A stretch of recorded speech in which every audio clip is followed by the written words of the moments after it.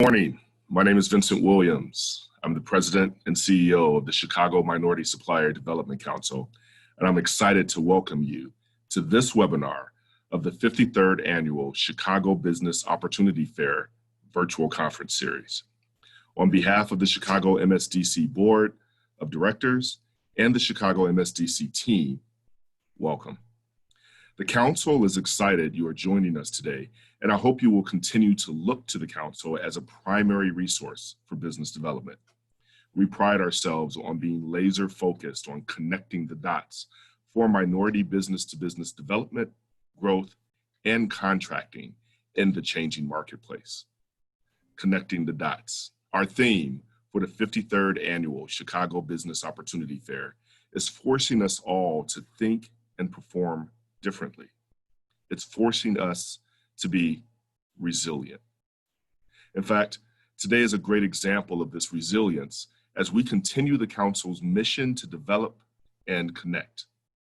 I'd like to thank our presenting sponsor, Allstate, and all of our sponsors of this year's CBOF 53. A special thank you to our planning committee members, partners, and producers who helped us bring CBOF 53 to life in this new virtual world. I would also like to thank our 3 honorary chairs for their leadership and partnership. Rona Forte, United Airlines, Sue Bhatia, Rose International, and Joyce Johnson of Anchor Staffing. Now let's get started. JPMorgan Chase is not only one of NMSDC's corporate members, but they have served the Chicago community for more than 150 years. JPMorgan Chase has committed millions of dollars to expand inclusive growth in the Chicagoland business ecosystem, working alongside the community, their businesses, providing philanthropic assistance, and assisting public sector leaders.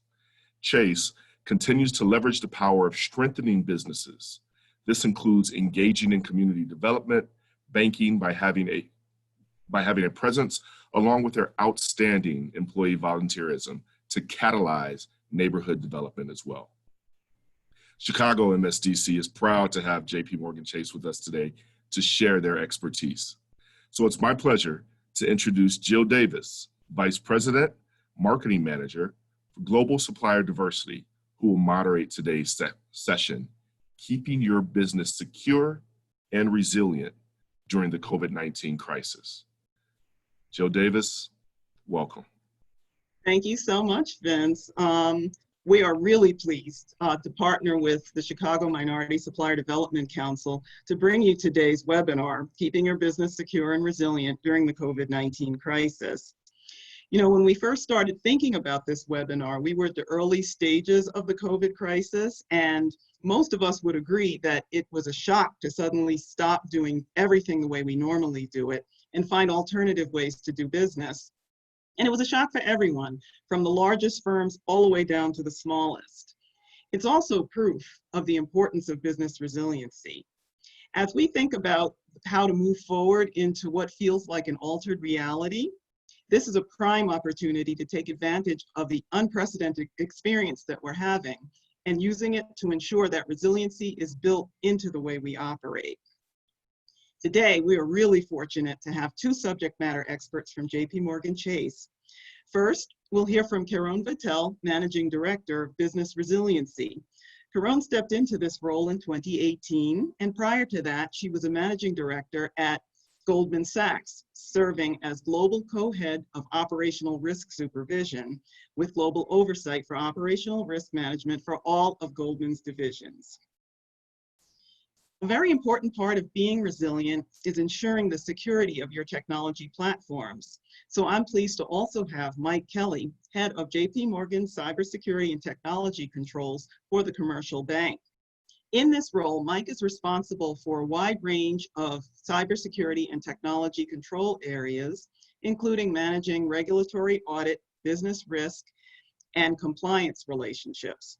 Prior to assuming this role, Mike managed cybersecurity and technology controls for the asset management business here at the bank. So we'll get the ball rolling and turn things over to our speakers. We plan to save a little time at the end of their presentations for Q&A. So I invite you to use the Q&A function here in Zoom to type in any questions that you may have. We'll read them out to the speakers and we'll try to address as many as possible in the time that we have. So let's get started. I'll turn things over to Karen. Thank you, Jill. Thank you, Vince, and thank you to everyone for participating. It is my pleasure to be here with you today, although I will say that I'm going to speak for just a few minutes and take any questions you may have, but really it is my goal to get to Mike Kelly, who has all the very interesting, sexy, really cool stuff on cybersecurity.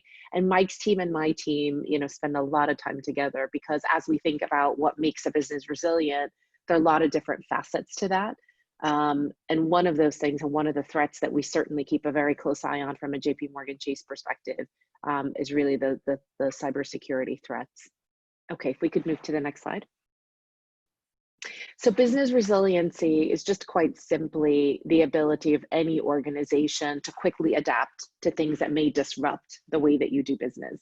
We're all going through a major crisis right now in this COVID-19 pandemic. But there are other things happening afoot as well. There are some cities and locations that are closed, due to inability to get their workers in. There are times when we've had significant power disruptions or hurricanes or floods that have shut our businesses down. And so today, as I talk about business resiliency, I'm going to give you guys a few tips and tidbits on how to think about maintaining continuous business operations, how we think about that framework at JPMorgan Chase in a way that safeguards your business and your ability to continue to provide services to your customers and clients, but also that puts your people and your assets first. Next slide. So this is one of my favorite pictures in the world. And I will mention that this is a picture that was taken immediately following Hurricane Sandy. And I will say this is the company that I worked for before I came to JPMorgan Chase. Hurricane Sandy was a really tough time for folks who were in the Northeast US, particularly in the New York area. It was a big hurricane, quite a significant hurricane that came barreling down in the Northeast where we don't typically see hurricanes. So number one, it's not something we were used to. Number two, the hurricane was coming at a time when there was a full moon. And what does that mean? When the moon is full, the tides are higher than they typically are.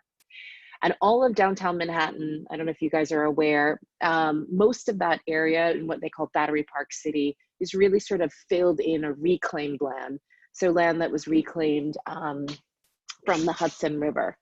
And there are many corporate offices down there. The World Trade Center towers stand down there, as does this office building that you see illuminated on the screen.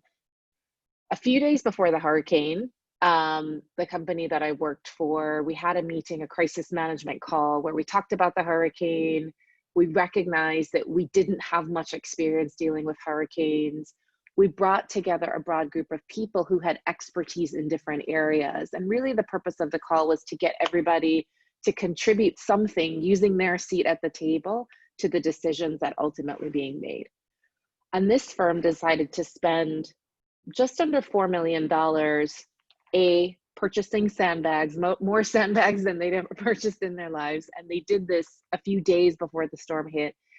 And B, they also got started on building a water wall. So they installed a sort of plastic barrier, if you will, that went under the sandbags and up higher just to protect that building, which is their headquarters building, in the event that the water levels rose well beyond our imagination.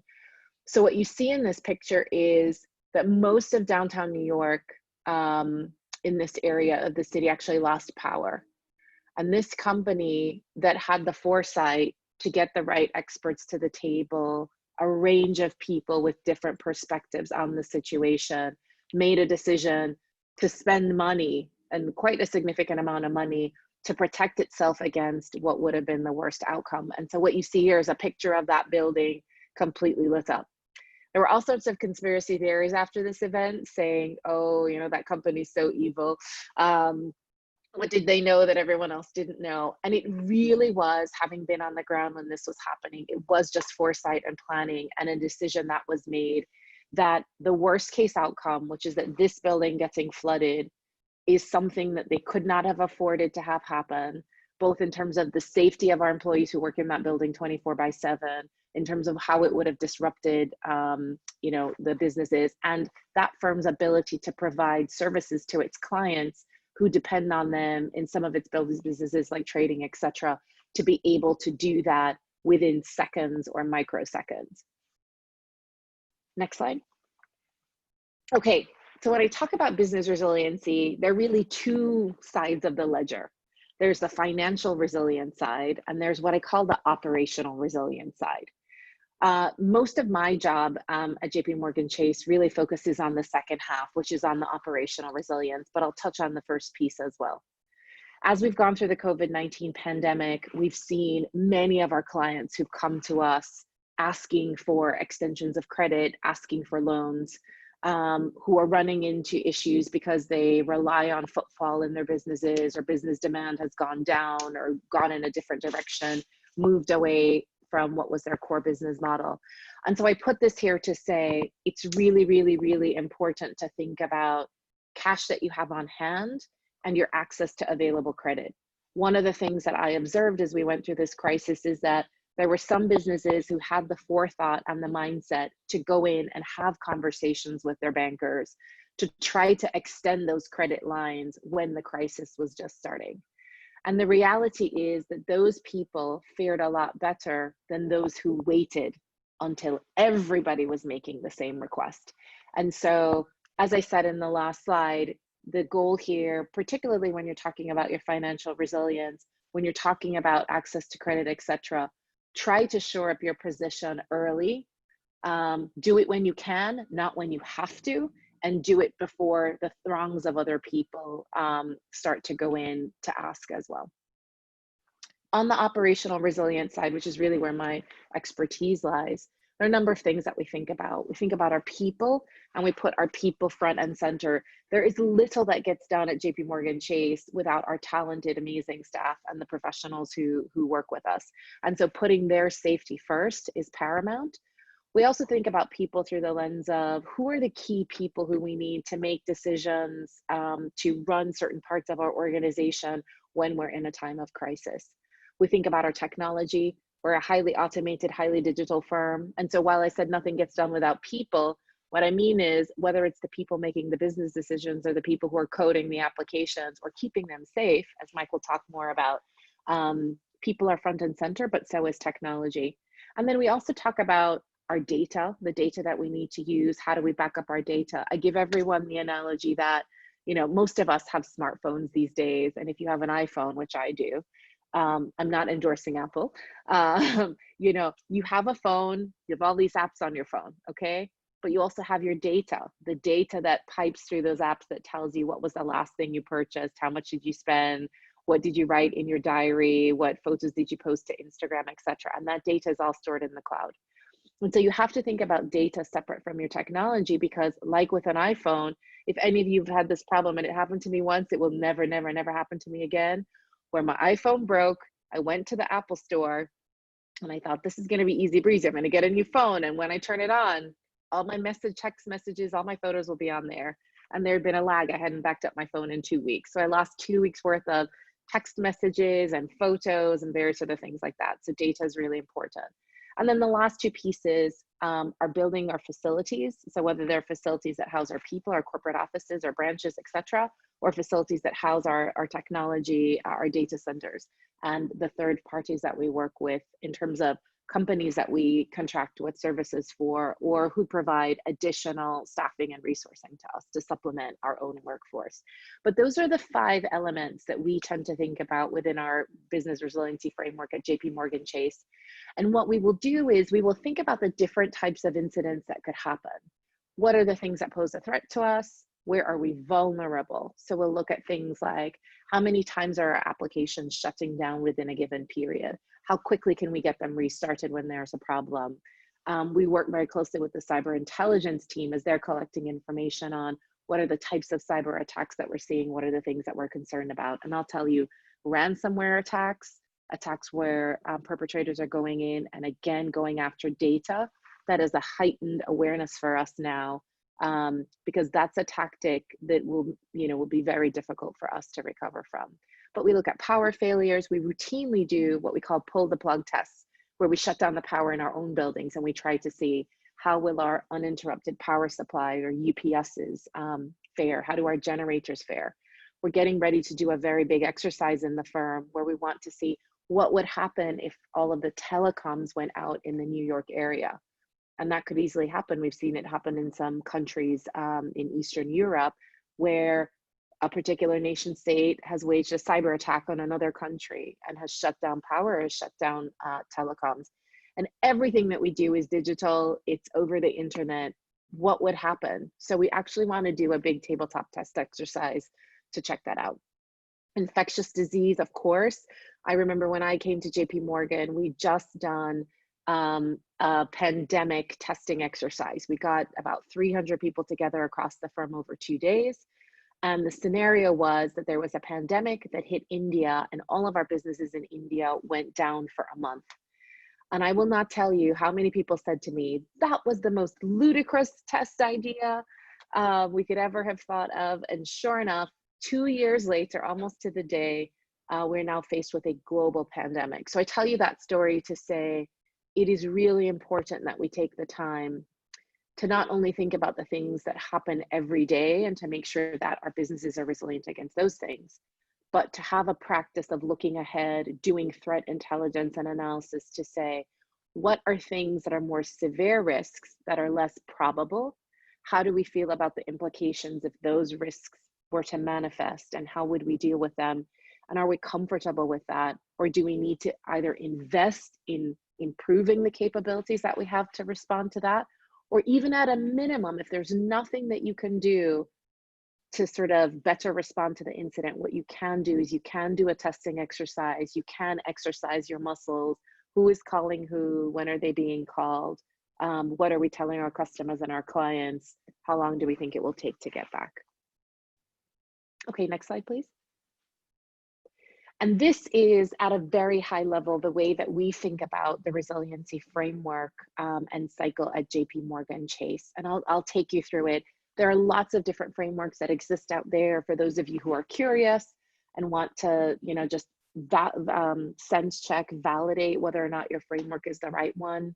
I simplified this framework. There are also consulting firms who are willing to take your money to come in and give you their opinions on where your frameworks are versus other companies. That's something that I routinely do, even for a bank as big as ours. We're always doing exercises with consulting companies to do some market analysis, to benchmark where are we, where are our practices. Hubris can make you think, or if you're a really big player in your particular market, you can get a false sense of comfort that because you're such a big player, you're always ahead, you're always best protected. But I found in several instances, sometimes it's the smaller companies that are more anxious about a particular topic, or who've had bad things happen to them, who are more paranoid about it, who continue to incrementally make progress, and we never want to be comfortable. So we're always benchmarking our practices. So every good business resiliency framework starts quite simply with what is important to you. We call those our critical operations or our critical services. And what we've done at JPMorgan Chase is we've gone through the exercise of talking to each of our business heads to understand what are the things that are most important to them. We don't have unlimited resources, even for a company as large as ours. So while we want to make sure that we have some baseline level of resiliency everywhere, for these most important things, we actually raise the bar. We actually say, we need you to be resilient against some of these unexpected, less likely to happen, what we call tail risk events.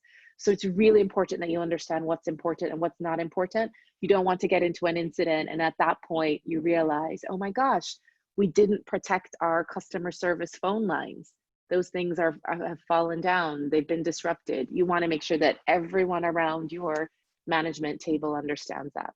You want to think about what could go wrong. As I said earlier, what are the things from outside of your company that could threaten you? What are vulnerabilities that you may have internal to your company?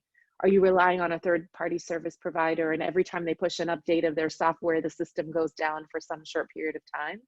Well, one day that system could go down for a day or longer than a day. What would you do?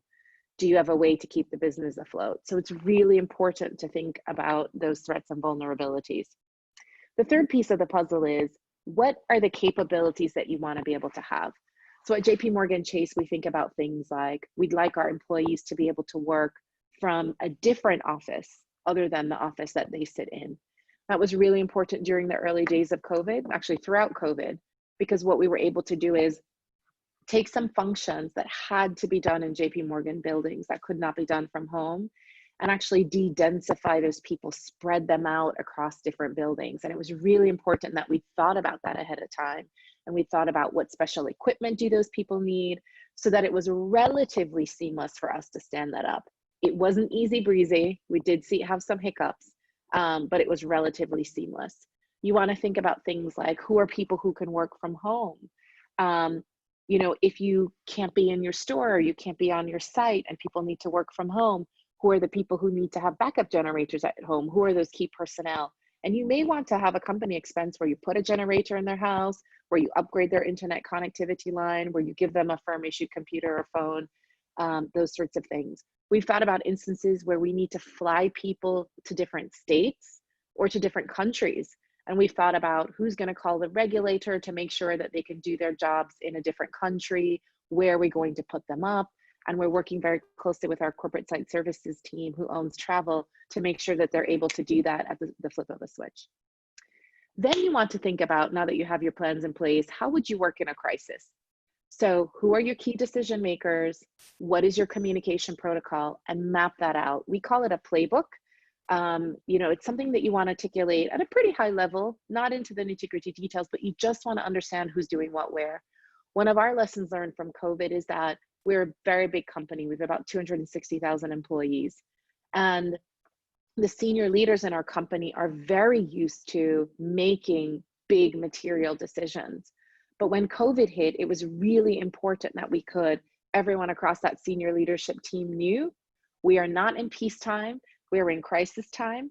You need to stand down. These decisions are no longer in the scope or in your remit of decision making, because it can get very confusing if people are tripping over each other during the crisis, unclear about who's making what decisions. Then you want to make sure that you test all of this. You want to test the capabilities that you have. So if you have a manual way to do your process, if your system isn't working, your crisis management, who's calling who's making what decisions, you want to test people and make it real. We did a test once with our aviation department where our lead pilot, head of the aviation department, was flying Jamie on a plane. The plane crashed, they killed someone, they all got arrested, they were in jail. The second in command pilot was on his way to Asia on a flight that was going to take many, many hours. And we actually brought in the third in command person and said, okay, what are you doing? Who are you calling? What decisions are you making? Really put that guy on the spot. And those are the kinds of things that you want to do to really pressure test. You want to test your systems. You know, what happens if they fail? Can you fail over to your disaster recovery side? And then it's tying this all together to say, when an incident happens, when you do your testing, what are the things that you've learned? And how do you then feed that back into your life cycle to make the framework better? So that's it on business resiliency. I don't know if there are any questions before I hand over to Mike. So far, just one person asked if they could have a copy of the presentation. Yes, and we can facilitate that. Okay, Yes. Mike, over to you. All right, thank you very much. So let me jump in, make sure I'm off mute. There we go. Okay, and we'll keep an eye out for questions in the Q&A. So I am happy to report that Jamie is still alive and well.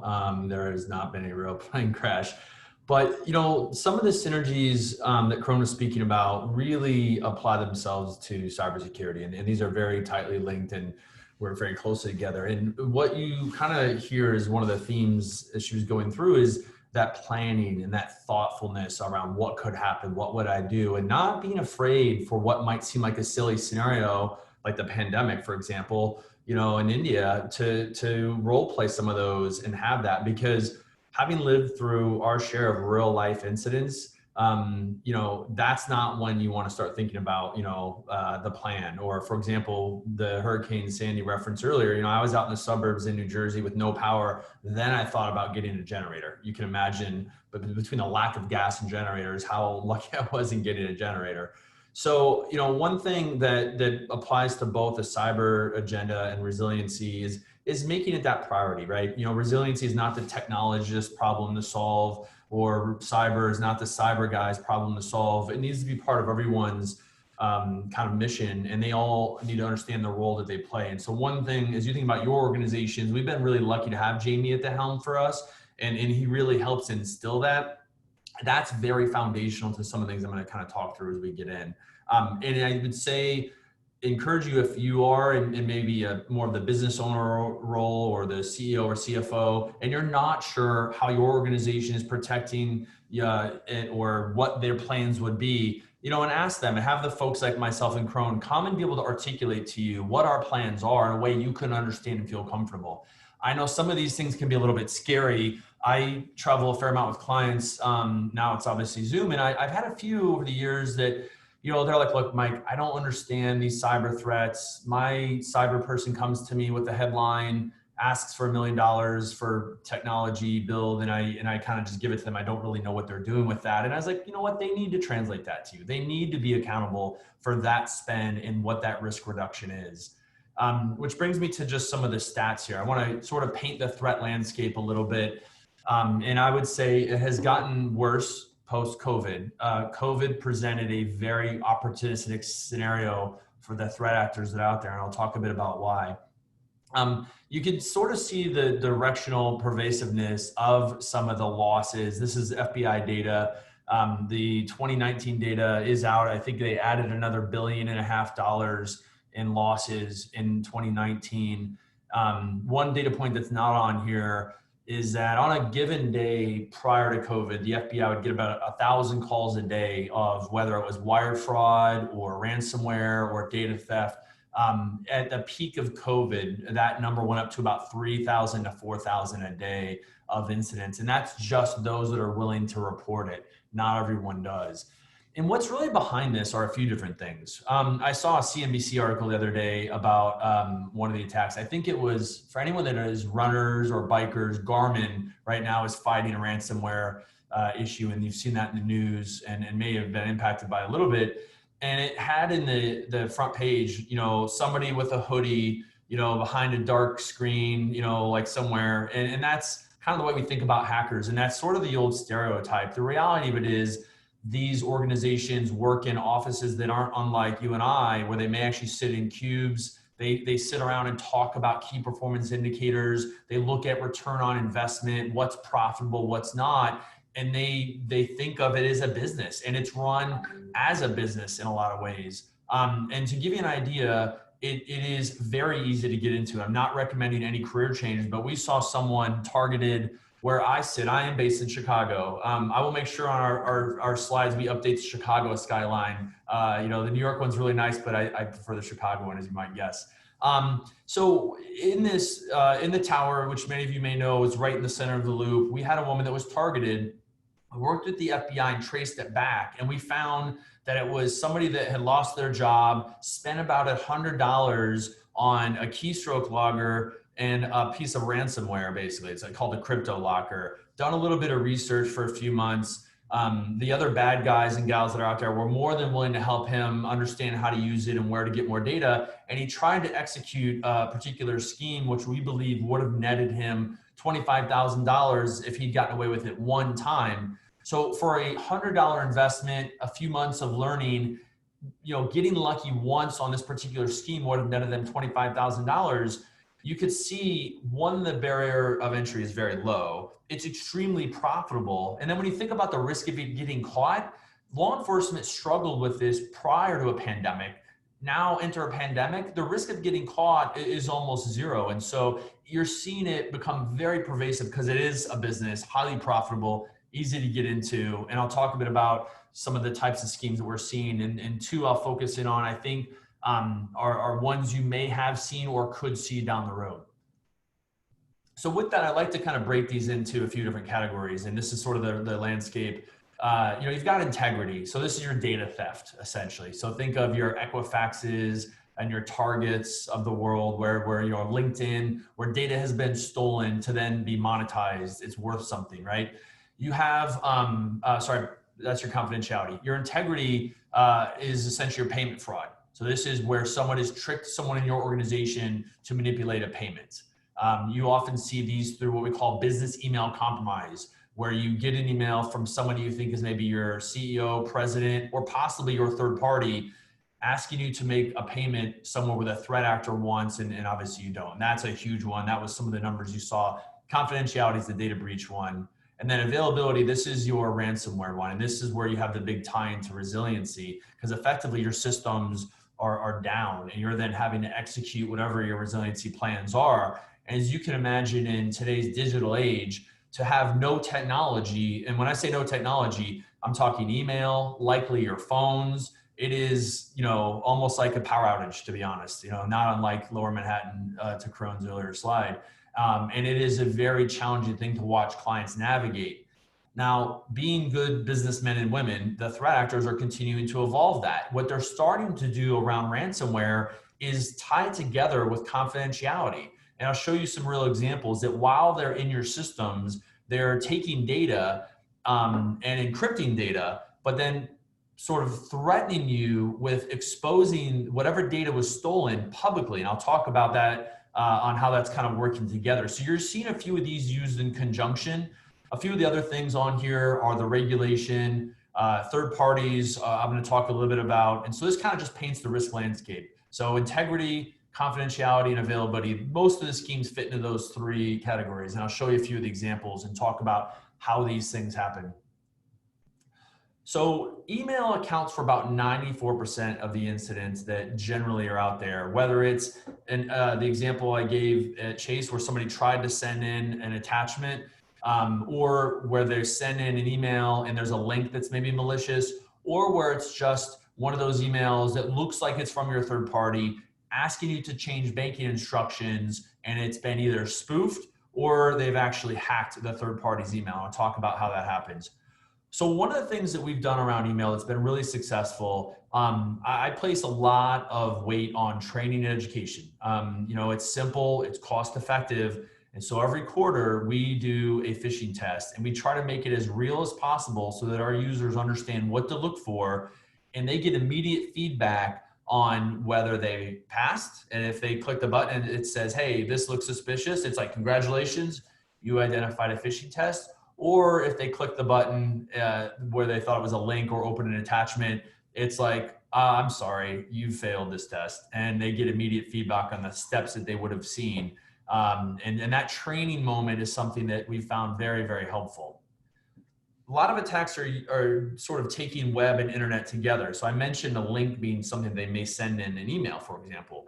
Something that we've done on the internet that all of you can do today in conjunction with email, when you look at your organization and you think about employees' sort of day-to-day responsibilities, and you think about what is the bare minimum they need to do their job, and then you limit both email and then the web to whatever that is. And what I mean is they likely don't have a business purpose to go on Facebook or check their Gmail or set their fantasy football lineup, and the list goes on. And the same with email. You may have groups that are relatively sensitive that don't need to send email or receive email externally out of your organization. The more you can get things to least privilege on those two areas, the smaller the surface area gets for the threat actors to enact various schemes. And the beauty of it is it doesn't cost you a dime. You have the technology in place already. You just got to kind of tighten the wrench down. Now it makes folks like me very unpopular because I'm the bad person that takes away their internet or, maybe doesn't allow them to get email from the outside. But, with the advent of smartphones and tablets, and it's very likely in your offices, you provide like a guest Wi-Fi, a guest internet. So they're not even using their own data.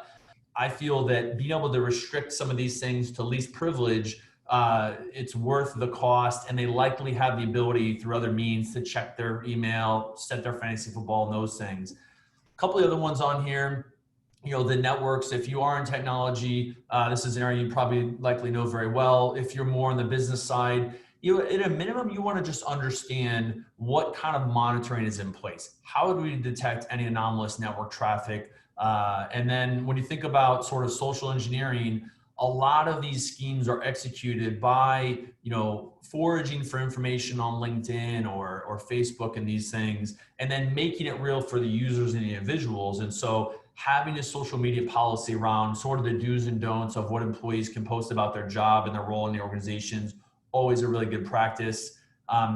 If you have mobile, apps that support your business, understanding the security in that and what can happen. And then, kind of really similar to email and web, the USB readers, they're pretty rare these days. It used to be you'd go to a conference and we'd get one of those little USB fobs. Still out there a little bit, but I had a client once that allowed employees to bring them in and plug them in. And they had an employee that brought one in for the sole purpose of listening to music. And unfortunately, it also had malware on it, and it shut down. This is a manufacturing client, and it shut down their systems for 2 days. In my opinion, the trade-offs of allowing that employee to listen to music versus the risk of what obviously happened to them, go and buy them an iPod Shuffle or, play music, and they likely have a smartphone. And so, a lot of this is really about those trade-offs and understanding what are the real risks and how do you protect the company. And I'll mention some more training things we can do on these. So I want to get into business email compromise. If you're in more of a business type function, you may be responsible for wires or ACH or some of the transactions. And the bad guys know this. I have never been asked in my 17 years in the firm to move money or change banking instructions or any of these things. And there's a very simple reason why. I can't do that. I don't have the access. That's not my role. I wouldn't know what to do if they asked me to send a wire. However, those that do have that ability are constantly under attack through this business email compromise, getting emails that look like it's from an owner, and where it's gotten very complicated recently. If I take the last dozen incidents I've seen from clients firsthand, what's happening is their third parties aren't always employing the most robust email controls. Some don't have multi-factor authentication out. And so they're compromising their email. And once I compromise your email, imagine all the information I'm now privy to. I can see your prior sent email. I can likely determine sort of your chain of command within your organization, the templates you use, prior invoices. And what we're seeing is then they present an email with an invoice, and it is to the T within the normal correspondence that you would have with that particular third party. And it's legitimately from that third party. So if I show you an example on this page where on this particular one, they've added an extra L to Bill's name, there's no extra L. It is legitimately Bill Jones' email. They've hacked it. You're not corresponding with Bill, you're corresponding with a threat actor, and it's very difficult for you to detect. And so what you want to keep an eye out for in these is that banking change and that instruction change, and then asking yourself, how am I verifying this bank change, this wire essentially instruction? And if you're solely doing that on email, you want to take a pause, pick up the phone, call the number on record, not the number that they say in the email, which is a common one. And you'll see schemes where they say, hey, I'm traveling, this is really urgent, please call me at this number. Don't do it. Call the number you have on file. And that's something that we've seen help thwart a lot of these attacks. But it's a big business, as you saw earlier.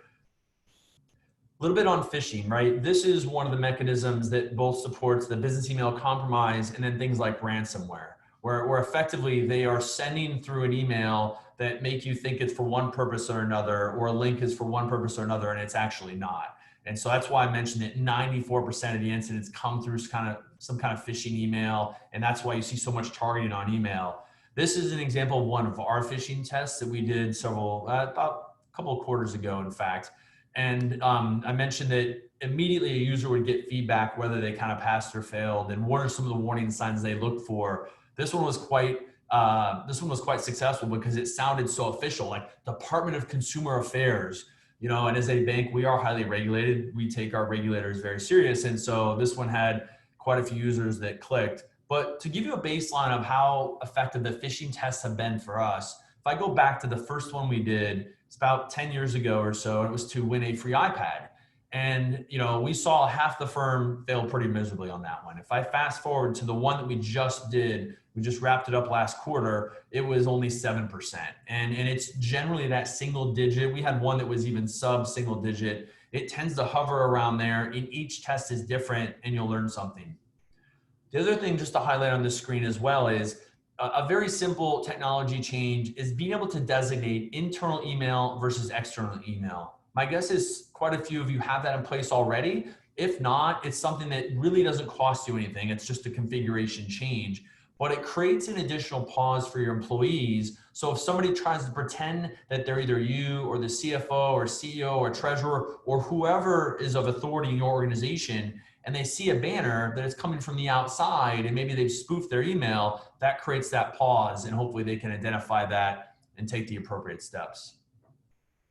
So I want to shift gears a bit to ransomware a little bit. And I think, Corona had some really great points about planning, right? Well in advance. Unfortunately, I've seen all too many cases where, somebody's in the middle of a ransomware attack and then they're asking questions about, well, how is our data backed up? Or what's our recovery strategy in the case of ransomware? Do I have insurance? How do I allow employees to continue to do their jobs if I don't have my technology? And that's a very stressful situation to be in, and it doesn't have to be that way. You can plan ahead. Corone mentioned tabletops.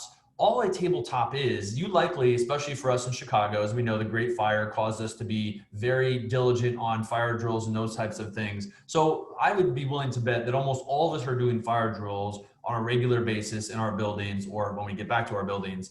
And that has the same merits as a tabletop.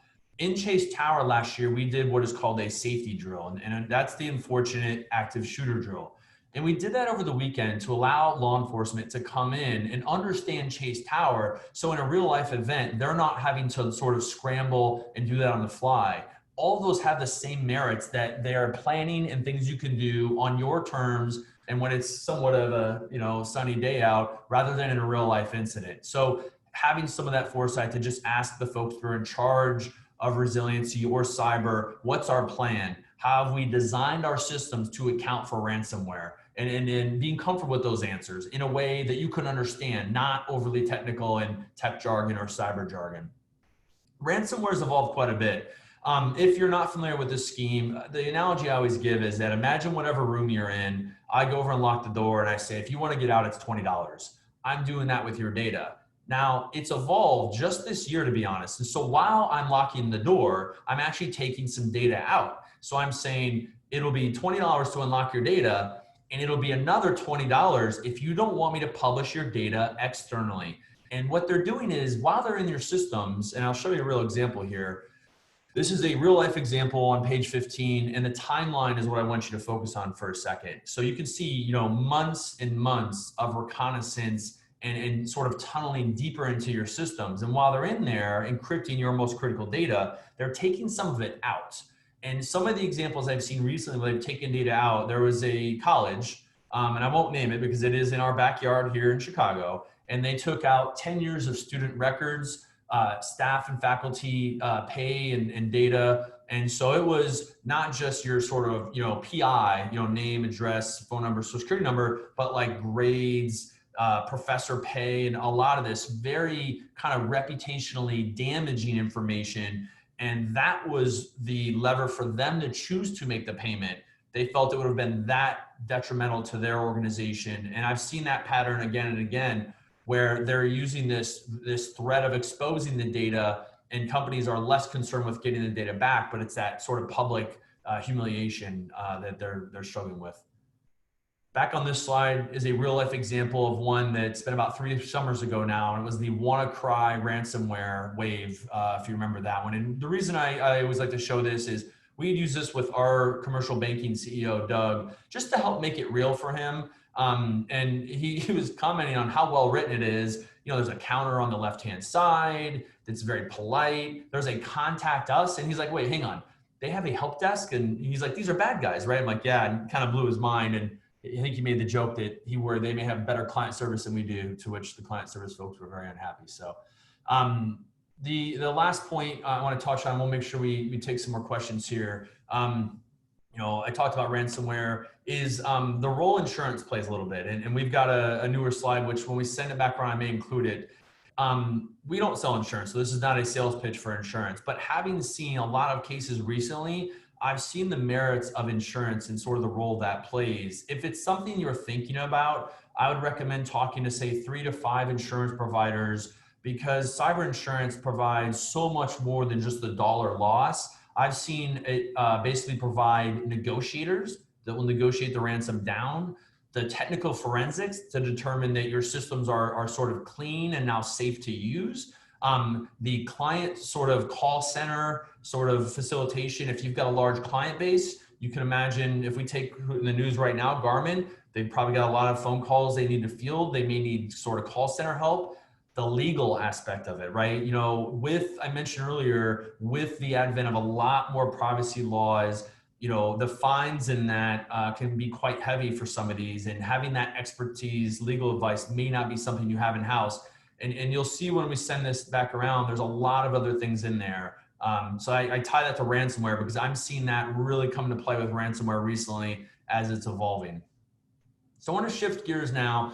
Sort of take your minds out of your organizations and think of yourselves as individuals and in your personal lives, and think about what is most important to you.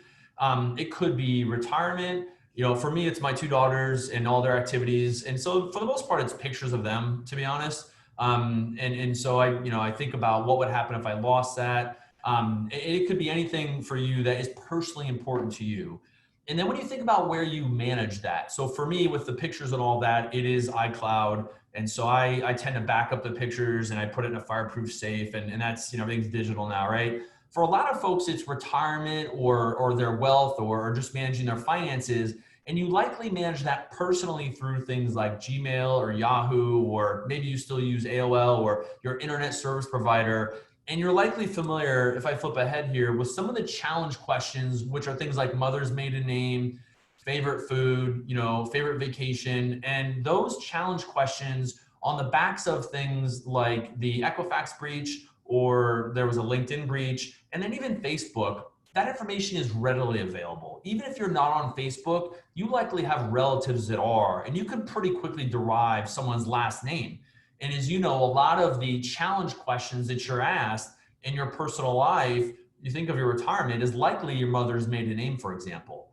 And when we finally get back to being in person, I often ask folks, does anybody lie about your mother's maiden name when you're asked? And once in a while, a few hands will go up, but we would never want to lie about mom. That's like the holy grail. And so often when we're asked for mother's maiden name, we will give it. You don't have to. I promise if you give a different name, the person on the other end of it or in the system, they won't say, that can't be right. And I also promise mom won't call you within 5 minutes. But what it'll do is it'll give you additional security around information, which is just not as robust as it used to be. So think of something that reminds you of mom. It could be a word, it could be a phrase. So one of the colleagues I worked with, their mother's maiden name was avocado. Now they did this for effect in our conversations like this. I'm going to be willing to bet it's not really avocado. Somebody else used, my mother makes great apple pie. And it's just something you can remember. And you can do that phrase with all the rest of the challenge questions. Because I think here in Chicago, our favorite food is probably likely all pizza. And for those of us that like nice weather, we've got great beaches. It likely is the beach as far as some of our vacation spots. And sports teams, there's only one sports team in Chicago. It's going to be the Bears. Obviously, if it's baseball, we could be divided. It could be the Cubs or the Sox. But those things are relatively easy to guess. And so it could be more a phrase that helps you remember what that is rather than the real thing. And then I just want to end on one of the things, again, for your businesses and your organizations, what we're still seeing is the payment fraud, right? They're coming after, your transactions. They're trying to intercept your payments by either pretending to be your third party or pretending to be a client of yours. And these are just a few tips on here. On the left, you've got things like user access and just understanding what limits will be risky to you and having some limits in there. Verification, if there's one thing you remember from this particular section is, never verify solely on email. Go out of band, likely a phone call with a number on record. And then reconciliation. The quicker you can identify fraud and notify your bank, or if it's us, the faster we can undertake the recall process. That window is very tight to get those funds back. And unfortunately, when it's a week or two out, usually it's too late by then. And then just on the right-hand side, the anomalous payments, right? Having your own ability to detect and say, we've never made a payment overseas, or we've never made a payment for that amount of money, and be able to detect that on your end. These are things that can really save you. So with that, we got a few more minutes, and we'll take any other questions for either Corona or I.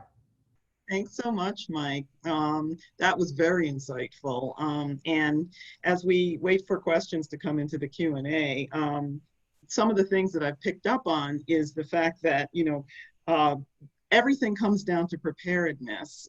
Whether you're preparing for day-to-day incidents that you see commonly, or things they call like black swans, stuff that no one would ever expect to happen. Giving yourself time to think about it when it's a sunny day and everything's fine makes a world of difference when it turns into crisis mode, because you already have the muscle memory to just jump into action and know what to do next. And there's one of the things that I was thinking about with the, preparing yourself for cyber attacks and things like watching emails really carefully. Is there a resource for small businesses to go to if they hadn't thought about any of this and suddenly want to begin? Like, where can they learn what to do, or are there groups that they can tap into that would help them shore up their cybersecurity plan? Yeah, I would start with, the FBI, they see a lot of this, and I mentioned that. I would start with the FBI. They're very broad, and it'll touch on, lots of industries.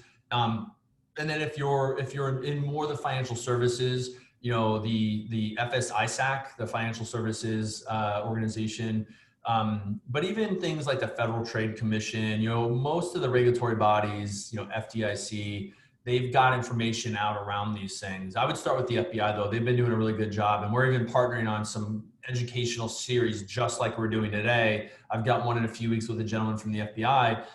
They're a good resource, Dave, because they see generally most of the reports. That's usually our recommendation to clients, that if they have an incident, report it to the FBI. And so with that information, they've been able to derive a lot of educational things, and they've been able to keep up to speed on some of these schemes in that. I've heard that many companies and organizations end up paying the criminals because there's just they can't think of any way out of the trap that they've been put into. Is paying them ever a prudent idea? Because I feel like it encourages them to keep going. And would it be better to have the FBI step in and sort of stop the whole thing so you don't have to pay them? It's so to pay or not to pay is such a challenging scenario. And I remember one time I was coming back home from Six Flags Great America on a Saturday, and the banker and the CEO from a client that were in that exact situation, Jill, were on the phone. And it's going to be as unique to your situation as it is as your organization, to be honest. But to give you an idea, it's one that you may not have the time to fully involve the FBI. There's, I showed that sort of countdown timer. A lot of times, you're talking a few days, maybe as short as 24 hours to make that decision. So it's going to require those plans that Corona and I have talked about. Like, what is your incident response plan? How do you get the right people gathered together very quickly? It's not going to be, a Thursday at 2:00. It's going to be a Saturday at 2 a.m. It's going to be, kind of happen on their terms. How do you gather the right people together to make those decisions? But to give you an idea, the threat actors are really good. And you saw those timelines. We saw an incident recently of a company down in New Orleans that does oil and gas extraction. And they had been in their systems for 4 months also, destroyed all of their backups, infected their primary and secondary backups. And talking with the CEO, they had no choice. They had absolutely, they were literally on the brink of basically their existence, being terminated. They had gone out of business.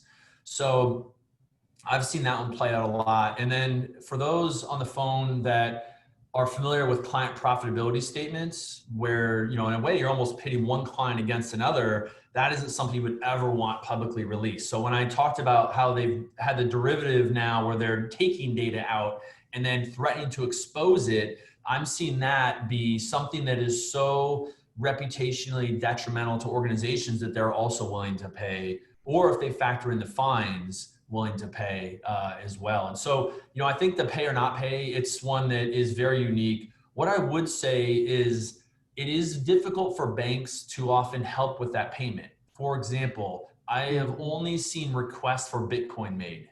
And whether you're banking, hopefully you're all with Chase, but if you're not, there's not really any large bank out there that deals in Bitcoin. And so you're going to have to work through some kind of an intermediary. And banks are sanctioned, right? And so we can't be making fraudulent payments. Effectively, that is a fraudulent payment. We're paying, and so we have to be very careful with those payments. All banks will have internal controls to make sure they're not paying sanctioned countries. So, again, this is kind of goes back to having those plans so that you're not having to scramble and thinking about, would my bank facilitate a payment? How would that work? So. One question did come in through the Q&A, and it says, how much time does the customer have to report to the bank to be reimbursed if a customer is a victim of these problems? And I'm not sure whether they're talking about reporting to the bank that they, after they've made the payment, or getting the bank help like you've just addressed. I think it's probably if so. I think I'll take this scenario I've been seeing recently. So where a client thinks they're paying a third-party invoice and they make that payment, and then they realize they didn't pay their third party, they paid, a threat actor. That window is probably only a handful of days. It really depends on where the money goes. If it's domestic to one of the larger banks, then the window gets a little bit longer, but it's often that the money even hops and then it's gone. If it's overseas, that window, it's a lot harder, because the challenge is you don't know if the receiving account is fraudulent or not. They have these mule accounts. And so the time it takes to verify, like I just can't take money out of Jill's account because you told me you paid it fraudulently. I have to determine that takes time. So that window is very, very narrow. And as far as reimbursement, in those scenarios where a customer thinks, and this is true of any bank, where they think they're paying their third party, it's not like credit card fraud where the bank's going to make you whole. The individuals, unfortunately, are out that. And that's pretty much every bank's policy. We have no way of verifying who you're paying from a third party point of view. And so it is one where, unfortunately, those losses you're on the client's end. It's not like a credit card, where it can just come back. Thank you so much, Mike and Caron. I'm going to turn things back over to the council so we can close out. You guys still there? We are. Thank you. This has been an awesome session. We actually have a lot of things to consider. Thanks for enlightening us on the financial resilience that we need to be thinking about and all the different types of threats. Certainly when it comes down to our ability to pivot and prepare for the new ways of doing things, we all have to think differently. And that's absolutely, a necessity for, our minority businesses. So I want to thank you all, Jill, Caron, Mike. This has been an awesome session. And as well, and I'll even turn on my video here because you're just hearing my voice. But as well, we want to also ask people to stay tuned because we have more coming. These are great sessions. All of our MBEs are finding new ways to get information. We'll leave this information on our YouTube channel, on the Chicago MSTC YouTube channel, and then we'll also ask everyone to continue to follow us as we look into next week. There's a great session called Guide to Closing the Deal. Melody Span Cooper will be there. Our own Charlotte Roberts will be there. Raquel and Jackie are two phenomenal business owners. The ladies will be running the show there, and that will be an awesome session. And that same day, actually, we have another session for Chief Procurement Officer perspective about how MBEs should really think differently in terms of how they are pitching to corporations. So that's a great session with Sue, Cheryl, Scott, and Mark. And one more, I have to share it. Mary Spio is the founder and CEO of Seek VR. Phenomenal woman. She is doing a session on August 18th, driving business innovation with virtual and augmented reality. And she's doing her dial in from London. She's only there temporarily because of COVID, but it's awesome. We're getting everyone from around the world. So this is an impressive session. I want to also, thank JPMorgan Chase and as well our presenting sponsors again. And lastly, I just want to say thank you to everyone that joined us today. Please fill out your surveys and have a fantastic day wherever you are, whether it's New York, Chicago, or otherwise. It's been a pleasure. Thank you so much. Thanks for having us. So happy